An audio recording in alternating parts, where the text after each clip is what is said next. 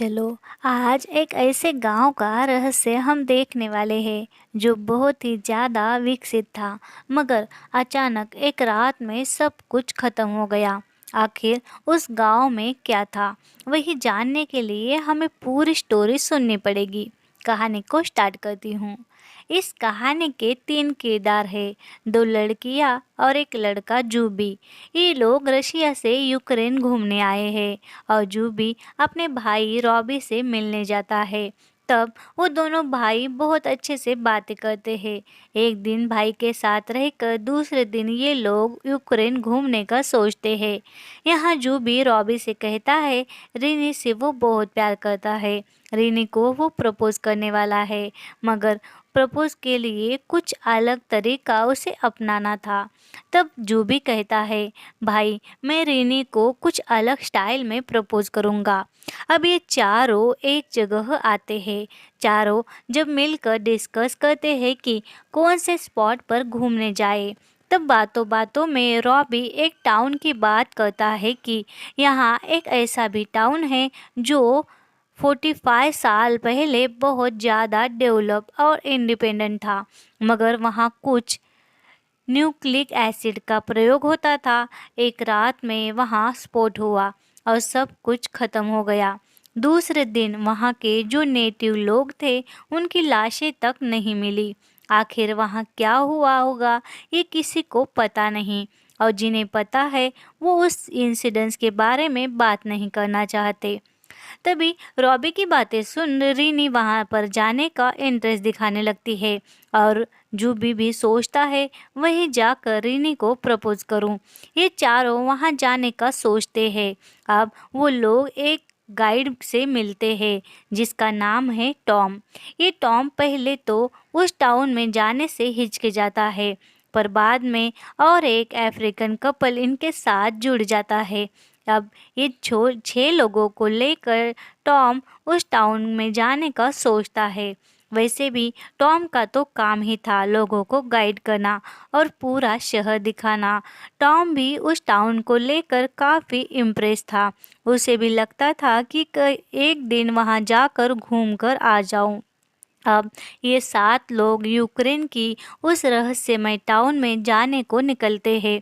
3 घंटे के खुशहाल और एंजॉयबल सफ़र के बाद उस टाउन का एंट्री गेट आता है, मगर यहाँ गेट पर बहुत सी आर्मी थी जो इन लोगों को रोक लेती है। आर्मी ऑफिसर्स इनसे साफ साफ मना करते हैं कि तुम वहाँ मत जाओ, घर वापस चले जाओ, वहाँ रेडिएशन भी है, तुम्हारे जान को खतरा हो सकता है। मगर ये 7 लोग सुनते नहीं। ये जो टॉम था उसे उस टाउन के बारे में बहुत कुछ पता था और उसे वहाँ का रहस्य भी जानना था। इसीलिए टॉम उस टाउन के एक शॉर्टकट रास्ते से उन्हें वहाँ ले जाता है और अब ये लोग मस्ती करते हुए वहाँ उस टाउन में जाने लगते हैं। ये लोग देखते हैं इस साइड से आर्मी ऑफिसर के जो बंकर थे वो भी खंडहर हो चुके थे, यानी अब इन 7 लोगों के सिवा वहाँ कोई भी नहीं था। ये सब देखकर वो आगे बढ़ रहे थे।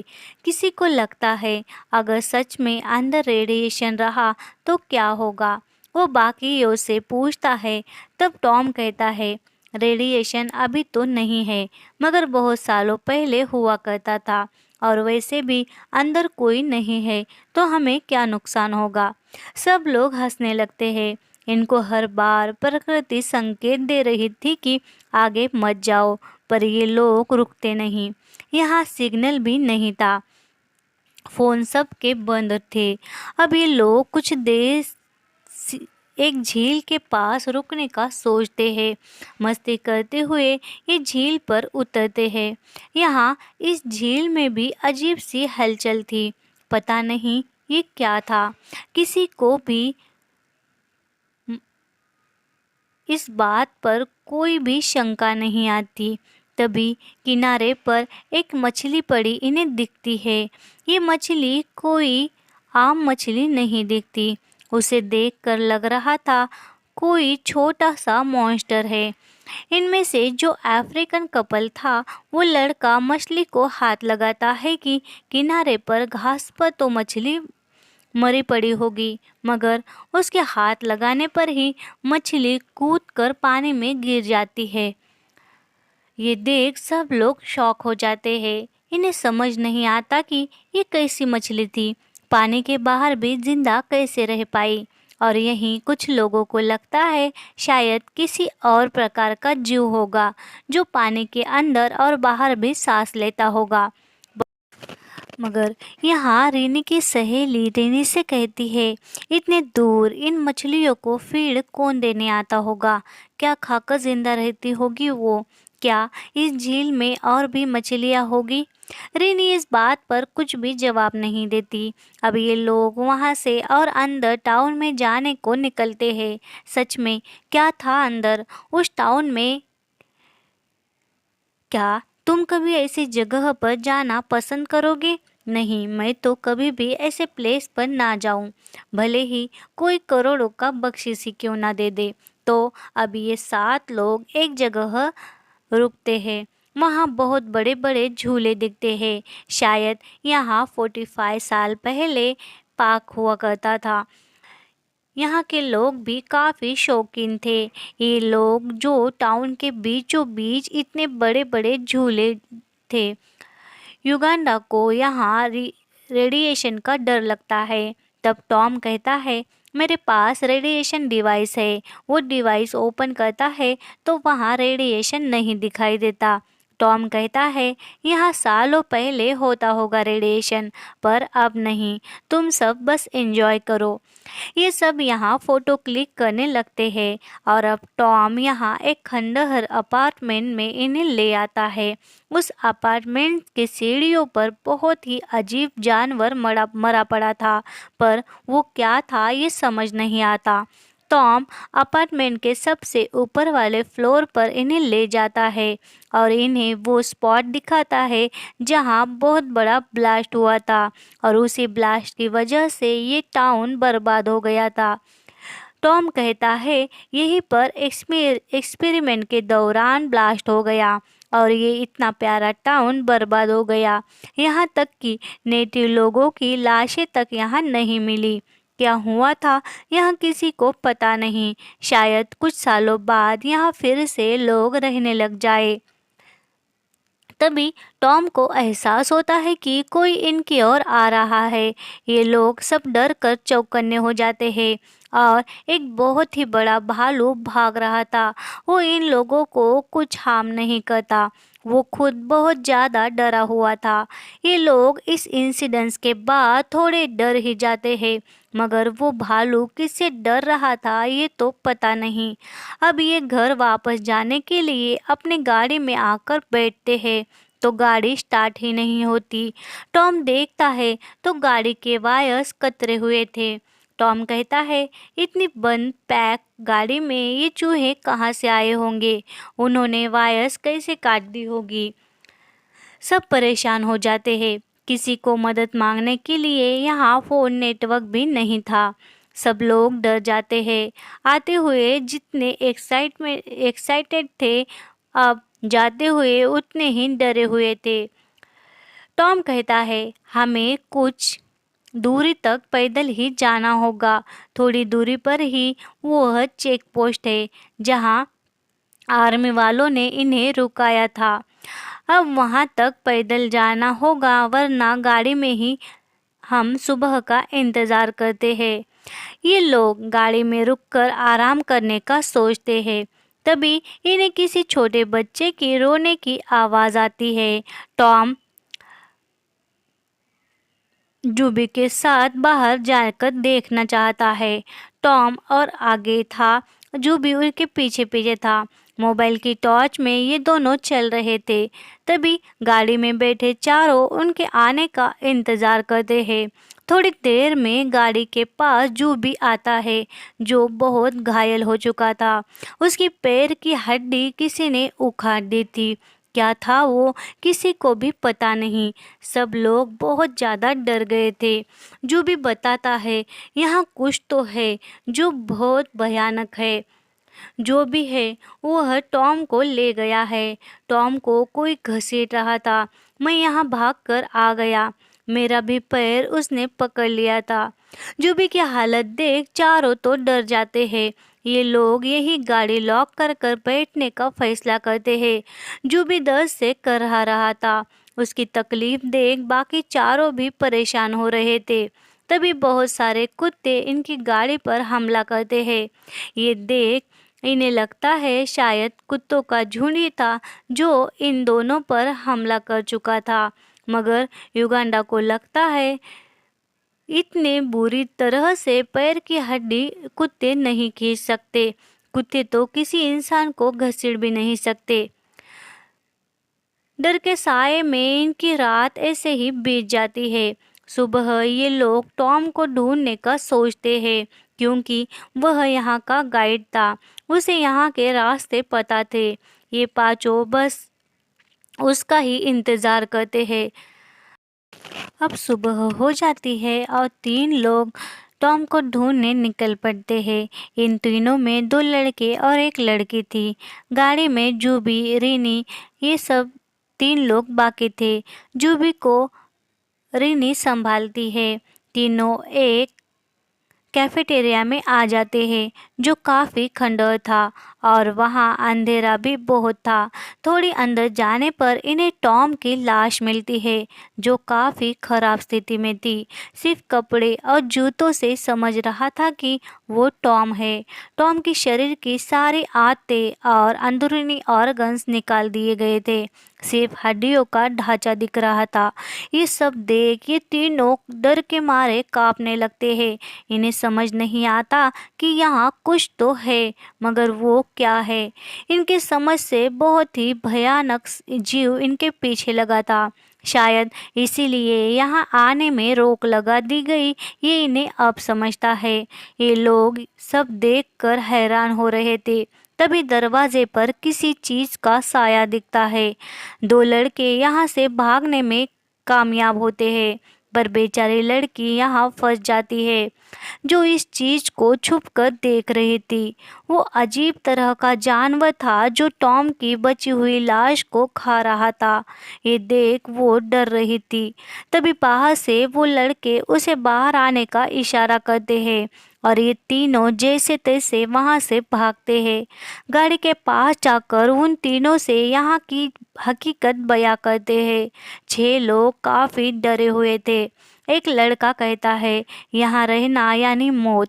हमें जल्द से जल्द यहाँ से पैदल ही उस आर्मी ऑफिसर्स के बंकर तक पहुँचना होगा। पर जूबी जो काफ़ी घायल था वो तो नहीं चल पाता। इन्हें समझता है। तब रॉबी कहता है, तू यहीं गाड़ी लॉक कर कर गाड़ी में बैठा रहे, हम तुम्हारे लिए मदद लाएंगे। ये लोग जूबी को खुद की हिफाजत करने के लिए एक गन भी देते हैं और बाहर चले जाते हैं। जो भी गाड़ी में बैठा था। तब रीनी कहती है, मैं भी इसके साथ यहीं रुकती हूँ। अब ये दोनों गाड़ी में खुद को सेफ रखने के लिए तैयार होते हैं। बाकी चारों बंकर तक जाने को निकलते हैं तो रास्ते में टॉम की बची लाश वही आदमखोर कुत्ते खा रहे थे। ये देख ये लोग डर के मारे भागने लगते हैं। अब चलते चलते ये एक गैरेज तक आते हैं। यहाँ गैरेज में बहुत सी गाड़ियाँ भी थी जो अब भंगार हो चुकी थी। ये लोग उन कुत्तों से भी बच रहे थे जो अब आदमखोर बने हैं। तभी ल्यू को एक बस दिखती है। वो उस बस में जाता है। बस की हालत देख बहुत परेशान होता है। बस पर किसी ने बहुत सारी गोलियां चलाई थी, पर किसने और क्यों, इस बात से वो हैरान होता है। बस में कुछ बर्तन भी इन्हें दिखते हैं और एक गन भी, मगर गन में गोलियां नहीं थी। वो लोग बस से बाहर आते हैं। गाड़ियों में कुछ काम की चीज़ मिलेगी ये वो लोग ढूंढते हैं। वहाँ उन्हें कुछ नहीं मिलता। ये लोग देखते हैं वही आदमखोर कुत्ते इनके पीछे आ रहे हैं। वो वहाँ से भागते हैं और उसी झील के पास आते हैं जहाँ ये लोग पहले रुके थे। तभी झील में एक लड़की का पैर फिसलकर वो गिर जाती है और झील के किनारे पर आते आते वो बहुत ज़्यादा जख्मी हो जाती है। जख्मी हालत में यहाँ से वो जैसे तैसे भागने लगते हैं। फिर से अपने गाड़ी के पास आते हैं तो यहाँ गाड़ी की हालत बहुत बुरी थी। गाड़ी ही किसी ने पूरी तरह पलट दी थी, मगर किसी ने जूबी और रीनी को नहीं देखा। रॉबी अपने भाई के लिए बहुत ज़्यादा रोने लगता है। उसे लगता है उसका भाई कहीं ना कहीं जिंदा होगा। ये सब सोचकर रॉबी बहुत ज़्यादा परेशान हो रहा था। वो उसकी यहाँ फंसने की वजह खुद को मानकर खुद को ही कोसने लगता है और अब ये चारों उन दोनों को ढूंढने का सोचते हैं। खुद को बचाना भी था। आखिर ये लोग भी समझ गए थे कि बहुत बुरी तरह ये फंस गए हैं। अब ये रीनी को ढूंढने के लिए जाते हैं।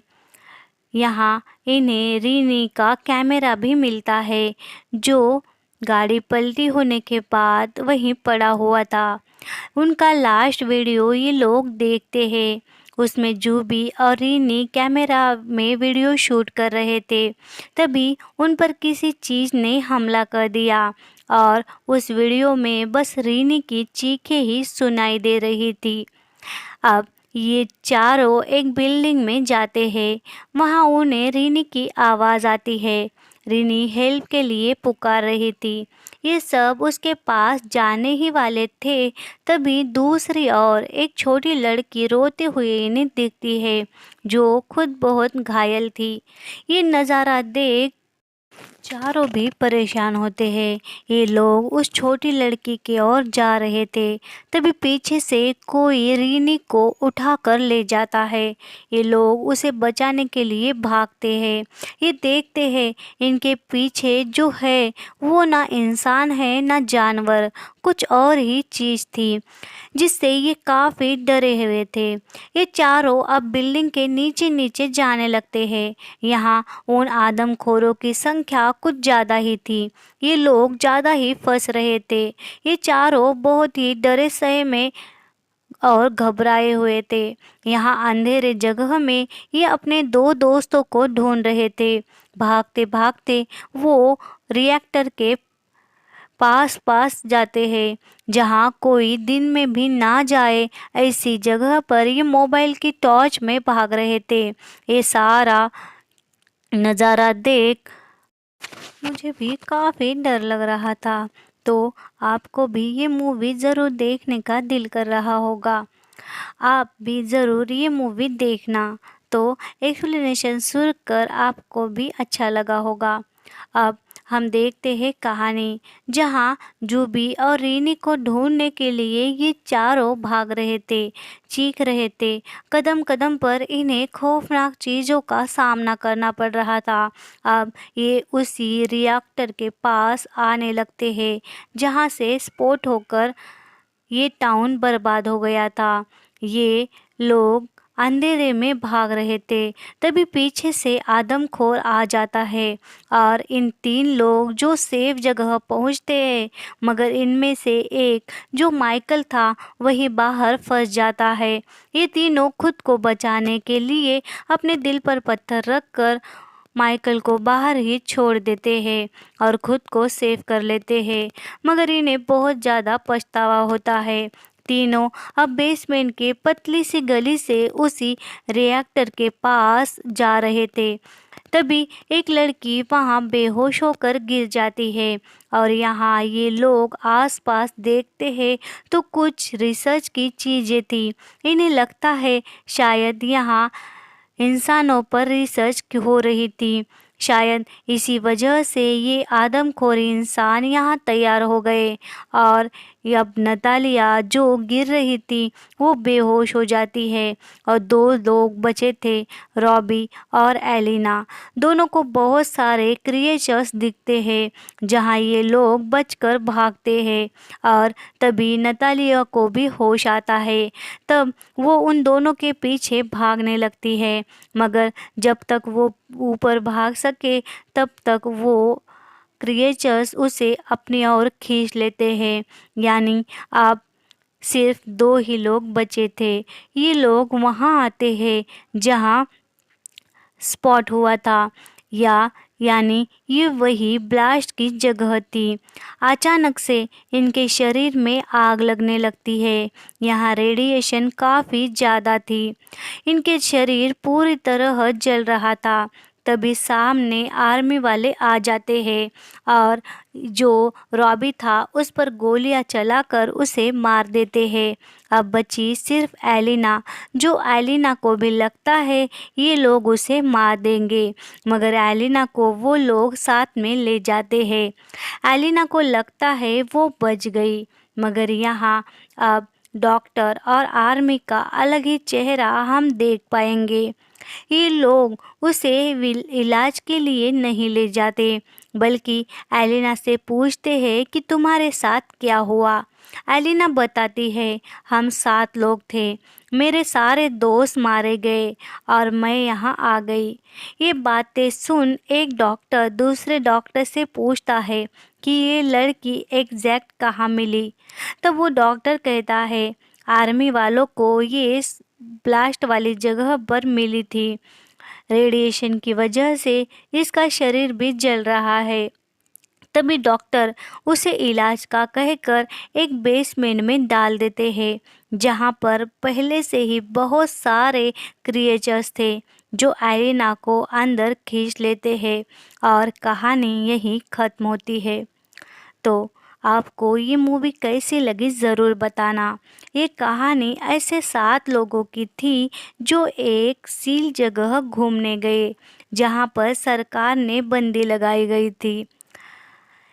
यहाँ पर कोई सीक्रेट लोगों के साथ एक्सपेरिमेंट होता था, मगर यहाँ का एक्सपेरिमेंट जब फेल हो गया तो यहाँ के लोगों पर उसका गलत परिणाम हुआ, जिसकी वजह से यहाँ के इंसान और जानवर क्रिएचर्स में बदल गए और आदमखोर हो गए।